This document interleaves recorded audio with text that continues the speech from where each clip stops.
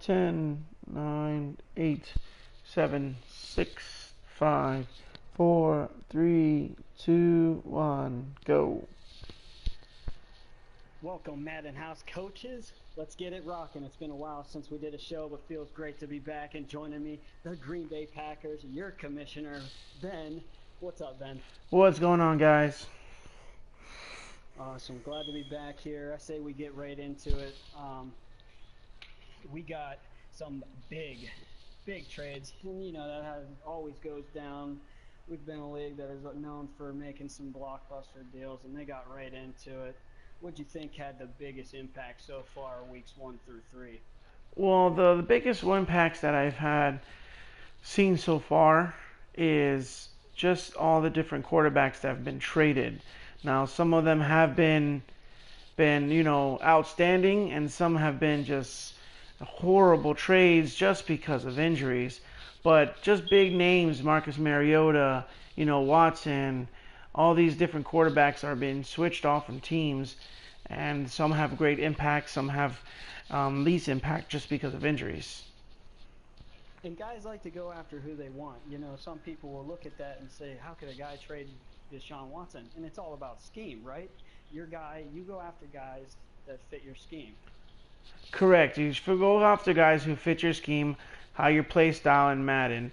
You don't just go off of names. If you guys like a big arm, then you go for Aaron Rodgers, Tom Brady.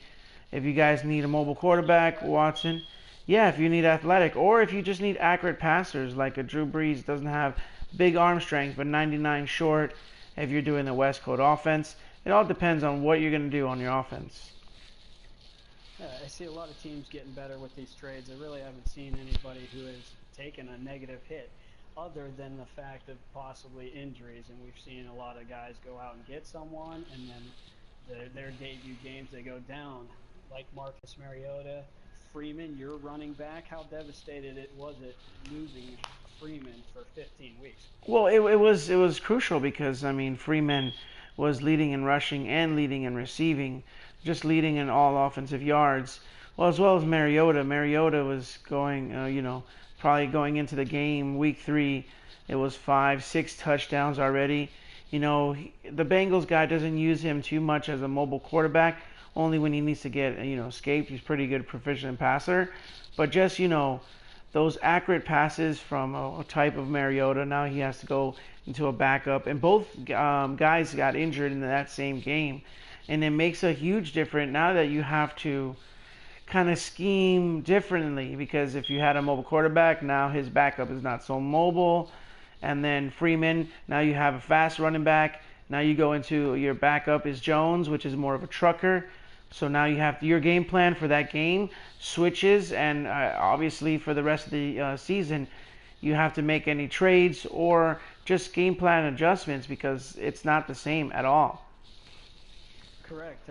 So now who's going to take the load for the Green Bay Packers now that Freeman is gone? And also you could feed into who's going to take over Marcus Mariota. What have they done in these two organizations to push through some of these longer season games? Well, the Packers went out and got Shady McCoy, not as fast as Freeman, but very shifty. The spin move is in the 90s, so a lot of people like using the spin move, just like Ivan. And then Marcus Mariota is injured, but the backup is actually did a pretty good job. Scored 3 touchdowns in that game to actually seal it, and he's actually doing a really good job. And I think he's gonna ride it out because I haven't seen any trade talks for quarterbacks yet. Matt Barkley, he's a veteran, only a 73 overall, but what he did with it, he actually worked pretty good. Even with his 86 throw power, he kind of did the offense. But at the same time, that Bengals offense is really good when it comes to Joe Mixon. That running back is a beast. Backing him up is Joni Verrard. So they have a lot of weapons on offense that can substitute America's Mariota loss. Hey, said, well, like they say, next man up, it looks like.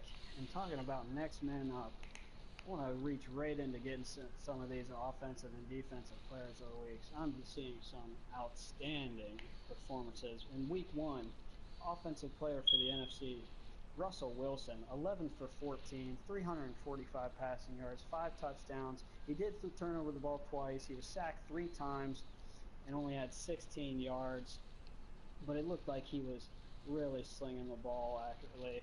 Defensive player NFC, Alex Ogletree, 2 tackles. Not wasn't really getting to the ball handler, but was he a ball hawk? 3 interceptions, a forced fumble on only 2 tackles, and a defensive touchdown. I definitely can agree with that. Yeah, On the the offensive side in the AFC, though, Le'Veon Bell had another 13 carries, 250 yards, 3 rushing TDs, 3 receptions, 14 yards. He was averaging 4.7 receiving yards average. And then, wow, to finish it up, AFC defensive player, 8 tackles, 1 pick, forced fumble, and a fumble recovery by Victor Ray. yeah, week one, these guys came out and said, "Hey, we're gonna have to make a statement," and that's what they did. I mean, a lot of stats were put up in the first week, but these guys obviously are the ones that top the ranks. And of course, Russell Wilson, a shifty quarterback. I mean, he was able to um, you know, throw high efficient passes. And then with those fast wide receivers, they're gonna get yards after catch and be able to make some plays. And obviously, it worked out for him. As far as Ogletree, the 3 interceptions, I mean that has to be usering. You got he's a middle linebacker, so the user for the New York Giants, the old user, he must have been creeping. He must have been lurking because those 3 interceptions probably turned those tables.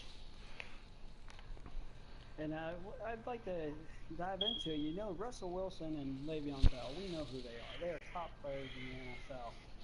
And looking over here, Alec Ogletree and Victor Ray, they really don't come off of a wow, one of the top guys. But seeing them up there, it's good to see guys like that making plays and not always the biggest name. Well, yeah, and when it comes to the defense's eyes, you have to make your opportunities because you're not like a quarterback or running back that's get fed the ball, 30 times a game. Where the defense is, you might have just one play or a couple handful of plays, and you have to make the most of each play as you get through the game. If you only have one time to get an interception, and that's the only time in the game, you might even have that chance.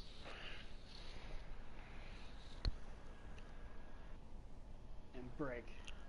We'll cut it right there for a second. I think even going into these players, we're going to